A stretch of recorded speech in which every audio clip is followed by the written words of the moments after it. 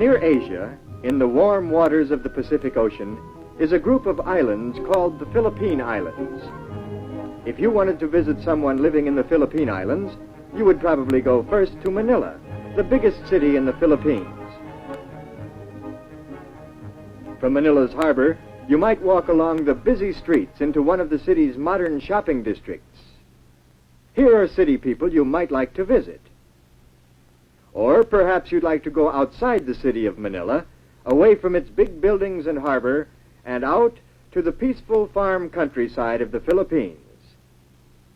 Here one morning you might find farm people you'd like to visit. People like this man on the water buffalo. If we could spend a day with him, what do you suppose he'd tell us about the Philippines? Let's listen to him. We always get ready for work early, while the day is cool in my village. My barrio, as we call it. I see my neighbor Pablo is getting ready to go to his rice fields. He too has a water buffalo, what we call a carabao. Carabaos are used for doing heavy work, hauling loads, plowing fields and such. Although another of my neighbors, Cesar, has a modern tractor he uses in his large rice fields. Other neighbors of mine take the village bus to go shopping in the next barrio or to plantations where they work. Before I, too, go to work, I usually have breakfast at my house. I built it high above the damp ground of strong bamboo and nipa leaves which grow nearby. In our open kitchen, I see my wife Dolores is making breakfast. There is plenty of fresh fruit, papayas and mangoes from the trees around us. And we have, steaming hot rice from my rice fields, of course. My son Ramon is still asleep inside the house, but not for long. I can hear my daughter Juanita telling Ramon to wake up. Wake up, Ramon, she says. We're having a special treat for breakfast in honor of your birthday. Birthday? Ah, then Ramon remembers. Today he is 9 years old. There is to be a party for him this afternoon, and many presents. He had better not sleep late today. So Ramon quickly rolls up his straw bed, his petate, it's called, and puts it away in the corner. Ramon goes to wash, while my daughter finishes setting the table. Though Juanita is only 12 years old, she is already a big help to her mother. I see she has set the table well. Soon Ramon comes back nice and clean. Happy birthday, I tell him, as we begin eating. In honor of Ramon's birthday, today with our rice we are eating tuyo, a kind of dried fish. Ramon likes it very much. But I think his mind is also on the presents he hopes to get later at his party. After breakfast, it is time for me to go to work in my rice fields. Soon the planting season starts, and I have much plowing to do. In a little while, my children leave too. Ramon and Juanita must also start out early from our house, for the public schools they attend are a long way from home. On their way, they pass our village stores, tiendas we call them, a name handed down from the Spanish, just as Ramon and Juanita's names are also Spanish. And they pass our village church. It is old, for it was built by the Spanish missionaries many years ago. At last they come to Juanita's school, the public high school she attends with her girlfriends.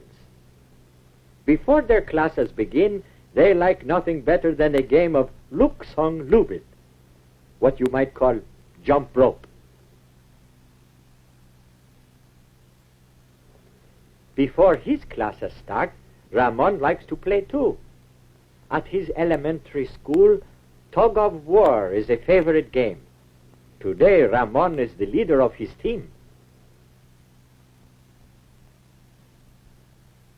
Later in class, Ramon is taught many subjects. One of his favorites is geography.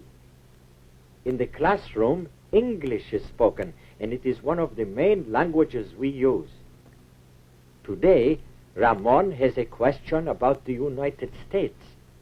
His teacher shows him the United States on the map of North America.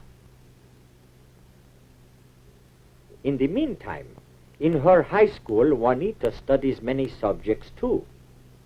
In home economics, she learns to sew fine patterns and do fancy stitching.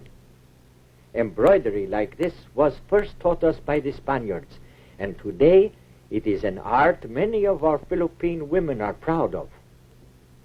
Meanwhile, my wife Dolores is finishing her shopping in our barrio. At the village stores, the tiendas, she can buy many of the things we do not make at home. Today she needs some seasoning to cook the food for Ramon's party. Then, her shopping done, my wife comes back home to start the cooking. At 12 o'clock, my children are out of school for the day. Other children will attend in the afternoon, but Ramon and Juanita now have work to do. Ramon will help me with the plowing, while Juanita comes home to help her mother. There is much to do to get ready for a party. First, Juanita sets the table. Later, she may take a turn at barbecuing the pig her mother has prepared. We call roast pig lechon. It is a treat we can afford only on special occasions. By late afternoon, Ramon and I have finished our plowing in my rice field. It must be ready for planting when our rainy season begins. The work has been hard for both of us and for my carabao. Now it is time to go home, so Ramon and I unhitch the carabao. Then we take him back to his place near the river. This is where he stays until I need him the next morning, deep in the cool, muddy water carabaos love so much. Then back we go, along the road to our village, to our house. There, look, Ramon, what a sight! Everyone is gathered for the party. Happy birthday, they all call, his aunts and uncles and cousins, and his school friends. Happy birthday, Ramon, they say. My Ramon is very pleased. What an honor to have so many people celebrate his birthday. Very politely, he kisses his grandmother's hand. She has a present for him, a pair of long pants, she says. Ramon thanks her and greets his grandfather, too. Grandfather also has a present for him. You see?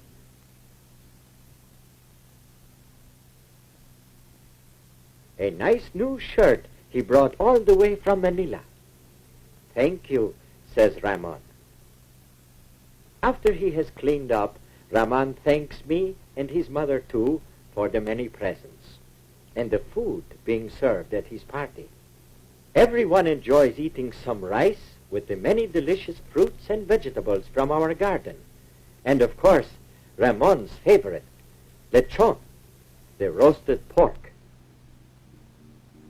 Soon it is time for dancing. I watch with my family as my friends and neighbors enjoy themselves. We Filipinos like having a good time once in a while, for our way of life is usually pretty hard and simple. Of course, with a family like mine, it is a contented life too. For our children are our real riches. I work that tomorrow may be better for them, for my son Ramon and my daughter Juanita, so that they in turn will make a better life for themselves and for other families of the Philippines.